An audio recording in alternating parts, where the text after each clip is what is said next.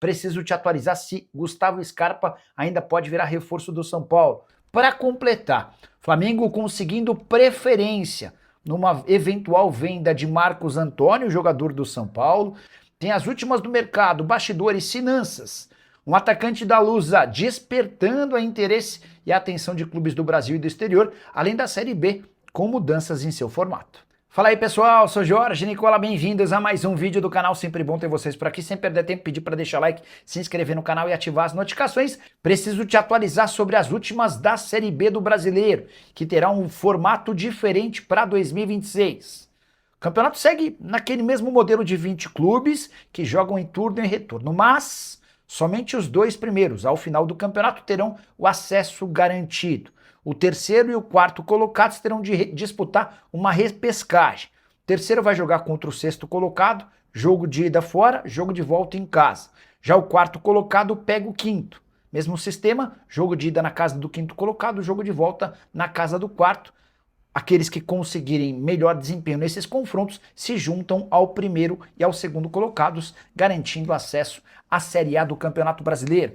Essa definição surgiu depois de uma reunião do Conselho Técnico, integrando ou reunindo os 20 clubes da Série A do Brasileiro nessa quinta-feira na sede da CBF. Importante registrar que a entidade máxima do futebol também se comprometeu a fazer o pagamento de toda a logística, além da arbitragem, durante toda a Série B. Outra situação importante ainda sem definição. Em relação a direitos de transmissão do campeonato, a LFU ainda busca um parceiro para os jogos em TV aberta. A X-Sport surgiu como uma alternativa, não houve acordo financeiro. Existe uma possibilidade real de os jogos voltarem a serem exibidos pela Rede TV, como foi na temporada passada. Em TV fechada, você sabe, as transmissões ficarão sob responsabilidade da ESPN.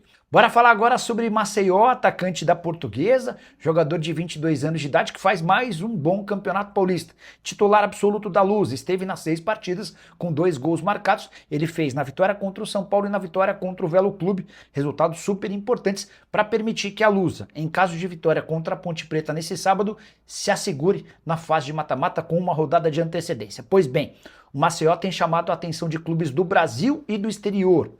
Posso contar que já tem time da Europa, de prateleira média, interessado e propondo uma negociação com a Portuguesa. O jogador é monitorado por 2 times da Série A, além de uma série de outros times da Série B.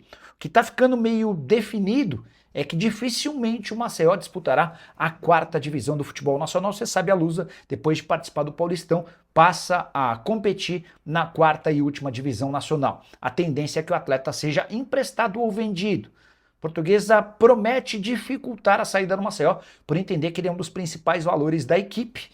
A última vez que chegou a cogitar em negociá-lo, quando esteve emprestado ao Maceió, a Portuguesa pedia 4,5 milhões de reais por 50% dos direitos econômicos. Corinthians, Palmeiras e São Paulo devem estar bastante arrependidos de não terem contratado de graça Carlos Vinícius, centroavante de 30 anos de idade, que é artilheiro do Campeonato Brasileiro e tem média de gols espetacular com a camisa do Grêmio. Até aqui foram 20 gols em 22 partidas na atual temporada, 8 jogos e 8 gols marcados pelo tricolor. Foi o Carlos Vinícius quem fez 3 dos 5 gols na vitória do Grêmio na noite dessa quarta-feira contra o Botafogo, 5-3 na Arena Gremista. Só para refrescar sua memória, Carlos Vinícius estava livre do Fulham e foi oferecido para São Paulo, para Corinthians e para Palmeiras. Os 3 clubes entenderam que a pedida do staff do jogador era muito alta. Carlos Vinícius queria receber pouco mais de R$1 milhão por mês para que o negócio fosse fechado. O único que acreditou no potencial do Carlos Vinícius foi o Grêmio,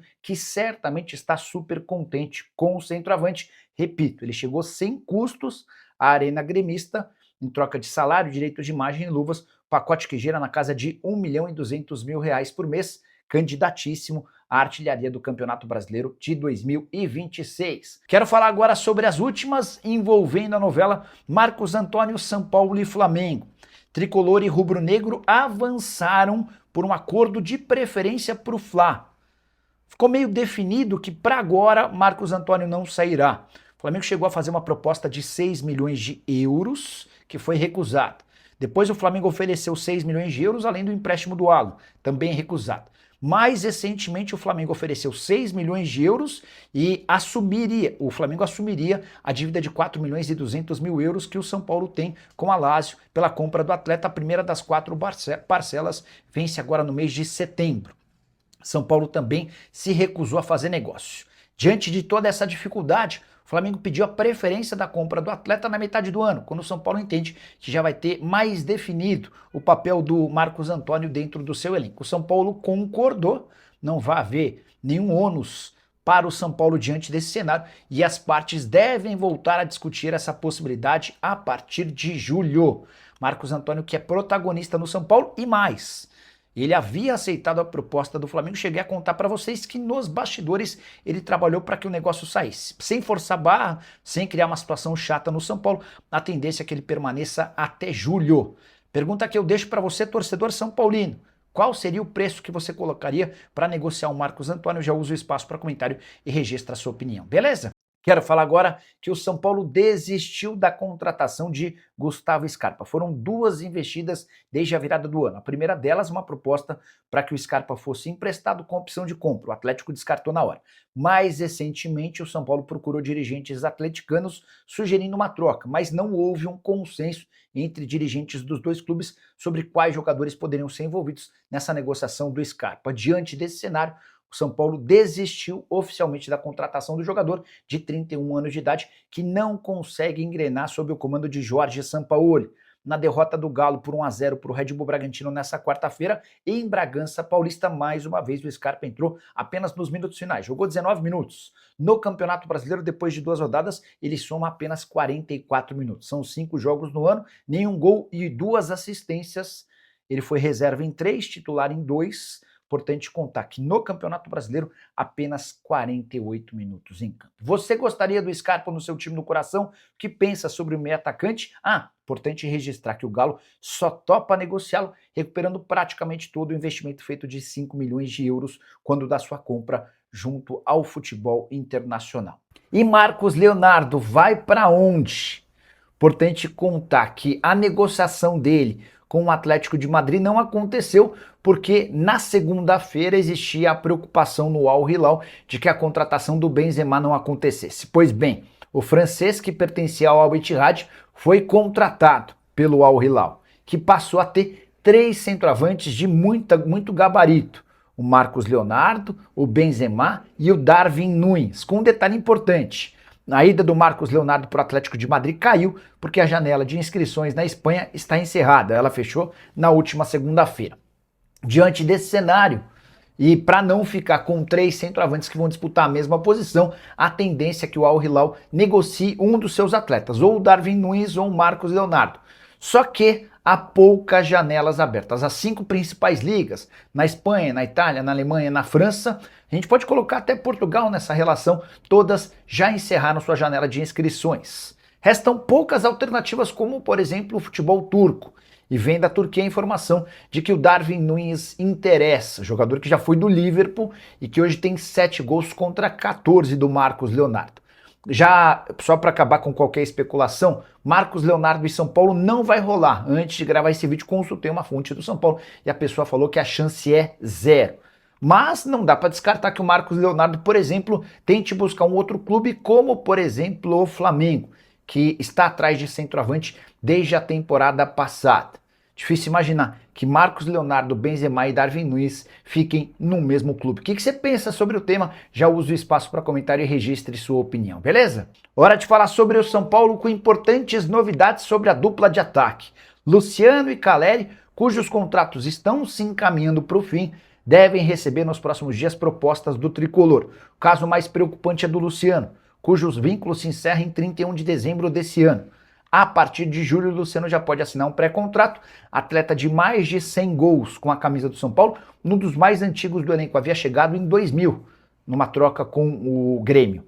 Desde então, passou por bons e maus momentos, já foi taxado por gente da diretoria como o cara chato do vestiário, que contesta tudo, mas a verdade é que nos bons e maus momentos do time é quase sempre o Luciano quem resolve. Na atual temporada, inclusive, já são 3 gols em 7 partidas. As 2 últimas vitórias tiveram participação decisiva do jogador. Até por isso, e também graças às sondagens que ele já recebeu da Arábia Saudita, o São Paulo ligou o sinal de alerta e pretende apresentar nos próximos dias uma proposta para a extensão do contrato, com um belo reajuste salarial ao Luciano. O caso do Caleri é um pouco menos grave, porque o vínculo do Caleri só se encerra em dezembro de 27, mas o novo presidente do Tricolor, Hery Macias, pretende segurar o Caleri, ainda que não exista um aumento salarial, até porque o Caleri já ganha R$1.300.000 por mês. Mas diante do assédio do River Plate, do Boca, coisas que acontecem com frequência, São Paulo, para acabar com qualquer tipo de especulação, pretende prorrogar o contrato dele por mais 2 ou 3 temporadas. A pergunta que eu deixo para você: vale a pena manter o Caleri e o Luciano? Você trabalharia pela renovação de contrato da dupla? Já usa o espaço para comentário e registra a sua opinião. Beleza? Fala, minha família, beleza? Mais um giro de notícias importantes do São Paulo nesta sexta-feira agitada, com muita informação do Tricolor. Então peço humildemente para você dar o like nesse vídeo, se inscreva no canal e ative o sino das notificações para sempre estar recebendo informações do maior clube do Brasil. Combinado? A gente encerra essa edição. Um grande abraço para você e até o próximo vídeo. Valeu, fui!